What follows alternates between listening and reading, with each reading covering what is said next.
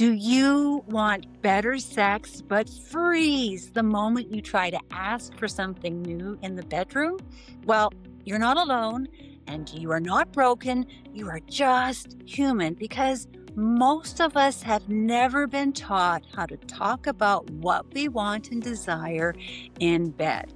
And this is precisely why I brought in 5 sexperts to spill their smartest, their boldest, their most doable ways for you to ask for what you want without starting a fight or crushing the mood. So if you've ever thought, I want more, but I don't know how to say it, then this episode is your permission slip. And please make sure to stay to the end because there's a very, very good idea. Hi, I'm Dr. Trina Read, and thank you for subscribing to the Pursuit of Pleasure podcast, where we do a deep dive into what makes women in long-term relationships excited to have sex. Please check out my latest book, The Taboo Show. That's about 4 women who walk into the taboo sex show and walk out forever changed. Links for the experts and everything else will be in the description. Now, get ready to laugh and cringe and hopefully learn some really great ideas from these amazing sexperts. So, Caitlin, what is your best advice for asking for something new in bed? So I was a professional researcher before I became a coach. And my advice is to start with research, actually. I think that if you're going to ask for something new in bed, you should ideally prepare yourself for questions and conversation around that thing. So to the degree that feels good for you, you don't have to write a PhD thesis on it, but be familiar enough with the thing and what's arousing about it to you, do some self-reflection on it and how other people do it successfully. Let's say that what you want to try in bed is something that requires some kind of physical skill or dexterity. Maybe it's rope play or bondage or shibari. You don't have to be an expert at shibari, right? But do enough research to know, A, that there are ways that you can hurt yourself or hurt a partner with ropes, right? You can put a rope in such a way that it cuts off circulation or puts extra strain on a nerve. I actually have an injury on this wrist from rope play. Yet another way I injured myself during sex. So come prepared with sort of the do's and the don'ts. Come prepared with a plan to say, what I've learned from my exploration is that a lot of people start with this. They start with silk scarves. They learn these things. It takes some time. And then do the self-reflection to say, what I ultimately want out of this is I think it would be so hot if I had a way that you could throw me around, that you could grab me by these beautiful ropes and you could kind of toss me around. That's what I'm into about that. Versus I think it would be so hot if I couldn't move my arms or legs. Or I think it would be so hot if I was stuck in a precarious position, right? All of those are 3 different outcomes. All one rope play, 3 different goals, right? And there are maybe 100 more things that could be specifically arousing to you about rope play. So the more specific that you can be on how it's done and what you like about it, I think the best environment, the best context that you're going to make for someone being able to give you an enthusiastic and informed answer, whether that's a yes or a no. How to ask for something new in the bedroom. You always want to use feminine communication when sharing your desires or asking for something new that, it's a vulnerable topic, right? So what that means is always make the desire statement or using I statements. Never use you or making it about your partner because that can come off as a judgment, a complaint, or something that can trigger your partner. So you want to make it flirty and fun too. Talking about sex doesn't need to be serious. It doesn't need to be so laborious and this huge conversation we have to have. As a kid, did you ever want to play with a kid who took the game way too seriously? Probably not. And if your tone is serious in sex, this is the way that we play as adults, is through our sexuality, then we want to keep it light, keep it fun, keep it playful and flirty. So I guess I can give you some examples of how to not ask for something new. Is that okay? And how you would ask for something new using feminine communication. So let's say you want your partner to stop rushing. He's going too fast. He's like doing the pound jackhammer thing all the time, and you don't want that. Instead of saying, hey, hun, can you stop rushing so much? You always go too fast and it really turns me off or makes me shut down.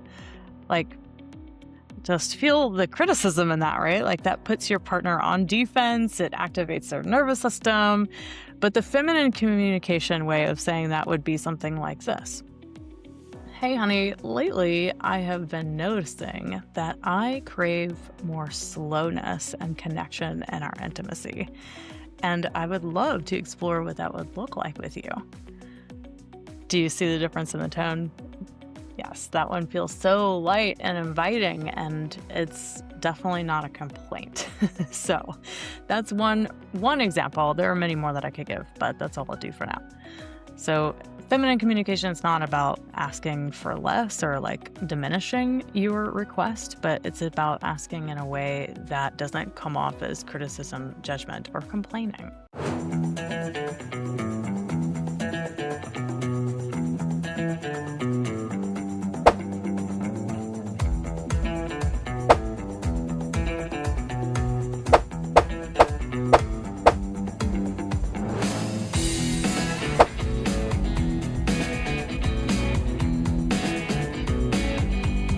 My new book, The Taboo Show, is out, and it's not erotica, although your book club might just blush anyways.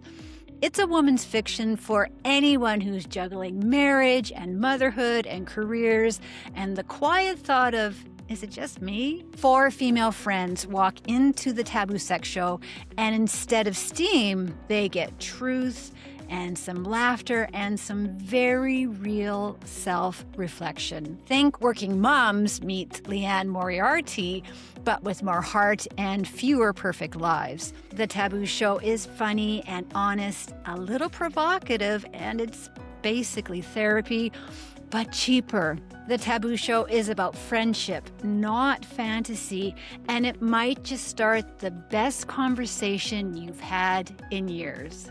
So what's your best idea for asking for something new in the bedroom? Okay, my best idea for asking for something new in the bedroom has to do with not asking for it in the moment. Have that conversation outside of the bedroom, and also phrase it in a way that helps your partner win. Something like, I'm really curious. I would love to try. What do you think about that?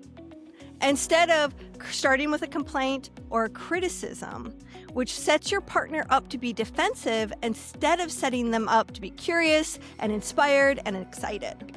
That's perfect. What you just did is perfect. Willow, can you tell me what is your best advice for how to ask for something new in bed? My best advice for how to ask for something new in bed is to talk about it before you get to the bedroom, actually, to have a little conversation maybe while you're sitting in the living room, or maybe while you're out at a park or out to dinner or somewhere where there's not as much charge as the bedroom can carry. So that's the first step. But if you happen to already be in the bedroom and you're like, gosh, I really wouldn't mind it if you did a little more of this and a lot more of that, then in those instances, this is a real art form. I always coach my clients to meet somebody where they're at. So if they're, rubbing your booty really firmly and really fast, and you just want them to go slower and softer, and you also want them to move their hands a little bit more inward, then you always start with, gosh, I love what you're doing right now. It feels so good on my ass. And I think I would be able to feel it even more if you went about half the speed and about half the pressure. And then if you just move your hand a little bit to the left, So kind of always meeting people where they're at, never making them wrong, always making them feel like they are already doing a great job. So Jana, how do you ask for something new in the bedroom? So how do you ask for something new in the bedroom? This is a spicy question for many women, because I feel like the block for a lot of women is, how do you know what to ask for when you might not even be sure in your own body what you like. And so for this one, I am such a huge fan of us as women getting to know our own body. I've got a friend and a colleague named Susan Bratton, and about 4 years ago, we were on a call and she said to me, "Have you ever taken a vag selfie?" And I was like, "What?" She's like, "Do you know what you look like?" And I'm like, "Well, I think so." And she's like, "Well, then have you taken a vag selfie?" And the answer was no. And so that was something that I started doing so I could get to know myself.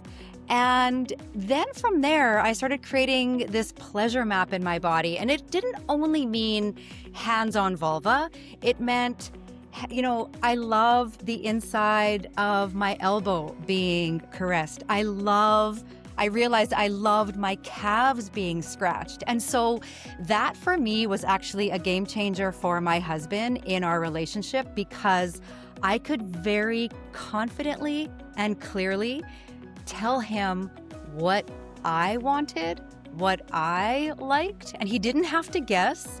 And that opened up, the next level of the conversation with what he liked. And so it really did take our yummy, sensual time to the next level. So that is my piece of advice. Oh, if this episode made you think, I could actually say that, or I could actually do that, well, my job is done. Communication is a learned skill, and the more you practice it, the better your intimacy is going to give. And if you want a permission slip to ditch the seriousness, please check out my latest book, The Taboo Show. All the links to today's experts and products will be in the description. So thank you very much for listening, liking, and subscribing. And remember that asking for what you want is the gateway to your sexual pleasure. And if you want more real talk, expert insight, and permission to want what you want, please watch the other episodes of the Pursuit of Pleasure podcast. Trust me, your next breakthrough might just be one episode away.